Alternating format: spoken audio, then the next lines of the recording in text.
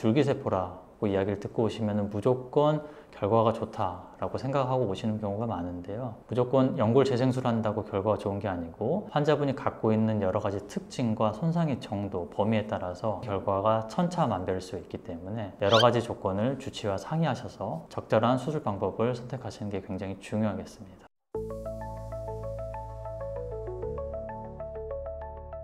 안녕하세요. 마리세양병원 관절센터 백석호 원장입니다. 오늘은 연골 재생술에 대해서 이야기를 해볼 텐데요. 퇴행성 관절염으로 병원을 많이 오시는 분들, 연골을 재생하는 방법은 없냐 이런 질문을 굉장히 많이 하시는데요.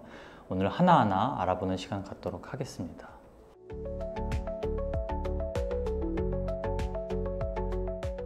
연골이 무엇인지에 대해 생각을 해보면요, 우리 치킨 먹다 보면은 뼈 끝에 달려있는 하얀색 보이시죠? 쉽게 생각하면 그게 연골이라고 생각을 하시면 됩니다. 이런 연골 같은 경우는 굉장히 독특한 특징을 가지고 있는데요. 첫째는 굉장히 부드럽다는 겁니다. 마찰계수라는 게 굉장히 낮아가지고 얼음하고 얼음을 비비는 것보다 훨씬 더 부드럽게 움직일 수 있게 해주는데요. 물을 흡수했다가 내뿜는 능력도 있어가지고 탄력적으로 영양분을 공급하고 윤활작용을 하게 됩니다. 마지막으로는 단단한 특징도 있어서 체중을 부하할 때 충분히 버틸 수 있게 해줍니다. 정리를 해보면 부드럽고 탄력성이 있으며 단단한 특징을 가지는 연골이기 때문에 연골을 새로 만들기에는 굉장히 어려울 수 있습니다.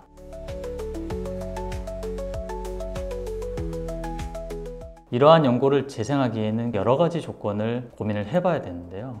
정답은 없습니다. 연골 손상의 범위라든지 깊이, 그리고 어디서 손상이 됐는지, 환자분의 나이는 어떤지, 활동력은 어떤지, 하지, 무릎의 정렬 상태는 어떤지, 그리고 연골을 지켜주는 반월상 연골판 상태는 어떤지, 이러한 여러 가지들을 종합해서 판단해서 각각의 환자에 맞게끔 적절하게 치료의 방법을 선택해야 합니다.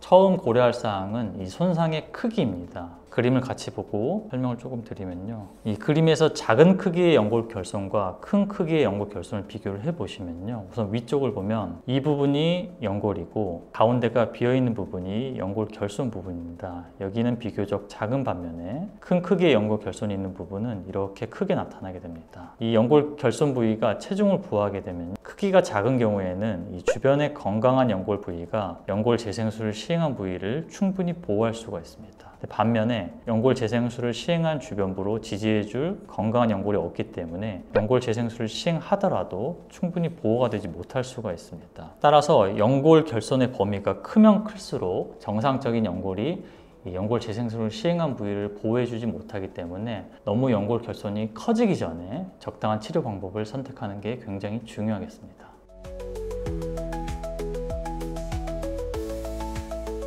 이 크기뿐만 아니라 연골 손상의 깊이가 어느 정도 진행되는지도 굉장히 중요한데요. 여러 가지 분류 방법이 있지만 흔하게 사용하는 ICRS 분류 단계로 총 4단계로 나누게 됩니다. 1단계 같은 경우에는 이 관절경에서 보듯이 연골이 물렁해지거나 기스가 난 정도를 의미를 하게 됩니다. 2단계 같은 경우에는 연골 손상의 전체 깊이가 50% 미만인 경우를 2단계라고 이야기를 하고 있고요. 관절경 그림에서 보시는 것처럼 연골이 일부 푹 파인 경우를 얘기할 수가 있겠습니다. 3단계부터는 연골 손상이 조금 더 진행된 단계를 이야기를 하는데요. 관절경 영상을 보시면은 주변부는 굉장히 깔끔한 거에 비해서 3단계에서는 전체 깊이의 50% 이상의 연골이 손상된 경우를 3단계라고 이야기를 하고 있고, 4단계 그림 같은 경우에는 연골 손상은 완전히 진행돼서 연골 밑에 뼈가 노출된 상태를 4단계라고 이야기를 합니다. 이렇게 총 4단계로 나누게 되는데 보통 일반적으로 1단계, 2단계의 경우에는 이러한 연골을 조심스럽게 아껴 쓰면서 보호를 하시면 되는데 3단계와 4단계의 경우에는 적극적인 치료, 수술적 치료가 필요할 수 있다는 걸 꼭 알고 계셔야 합니다.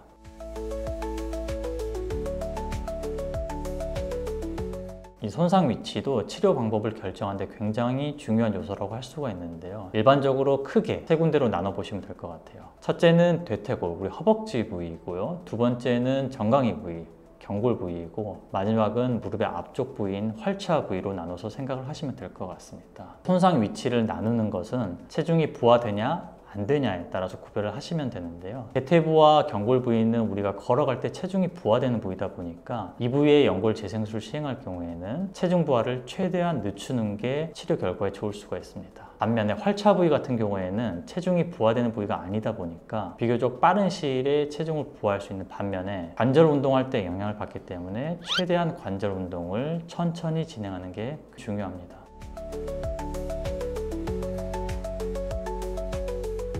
연골 재생술의 기본 원칙은 재생이 잘 돼야 된다는 겁니다. 그런데 재생술이라고 하는 거는 환자 몸이 회복하면서 자연스럽게 재생이 되는 건데요. 젊은 환자의 경우, 소아나 청소년 환자의 경우에 있어서는 환자 본인이 갖고 있는 재생 능력이 굉장히 뛰어나기 때문에 비교적 고비용의 줄기세포 치료를 하지 않더라도 스스로 잘 회복될 수 있는 반면에 환자분의 나이가 고령에 가까워질수록 본인의 재생 능력이 떨어지기 때문에 단순히 연골 재생술뿐만 아니라 부가적인 줄기세포라든지 연골세포 이식술이라든지 이러한 방법들을 고려해서 계획을 세워야 합니다.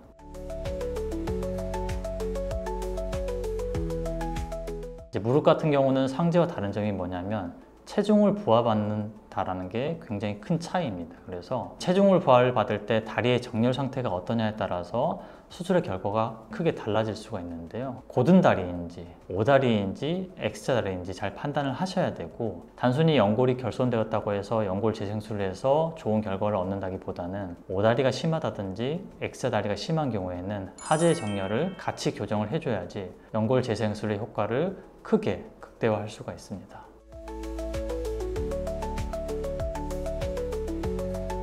연골 재생술을 앞두고 있는 환자분들은 연골을 지켜줄 수 있는 연골판의 상태가 좋은지 아니면 지켜주지 못할지 판단을 잘 하셔야 되고요. 간헐상 연골판의 상태가 좋지 않다면 연골 재생술을 시행하더라도 결과가 좋지 않을 확률이 높기 때문에 연골판 이식술이라든지 연골판 봉합술을 같이 시행해서 좋은 결과를 얻도록 해야 합니다. 연골 재생술에 앞서 여러 가지 조건을 고려해서 적당한 치료 방법을 결정해야 된다고 이야기를 했는데요. 정형외과 영역에서 가장 공신력 있다고 보여지는 JBJS라는 논문을 보시면요, 다음과 같은 표를 바탕으로 연골 결손의 위치, 크기, 나이, 활동력에 따라서 여러 가지 연골 재생술 방법을 제시해 놓고 있습니다. 그래서 마지막으로 정리해서 이야기를 해드리면요, 환자분들은 줄기세포라고 이야기를 듣고 오시면 무조건 결과가 좋다라고 생각하고 오시는 경우가 많은데요. 무조건 연골 재생술 한다고 결과가 좋은 게 아니고 환자분이 갖고 있는 여러 가지 특징과 손상의 정도, 범위에 따라서 결과가 천차만별일 수 있기 때문에 여러 가지 조건을 주치의와 상의하셔서 적절한 수술 방법을 선택하시는 게 굉장히 중요하겠습니다. 지금까지 마디생학병원 관절센터 백석원장이었습니다.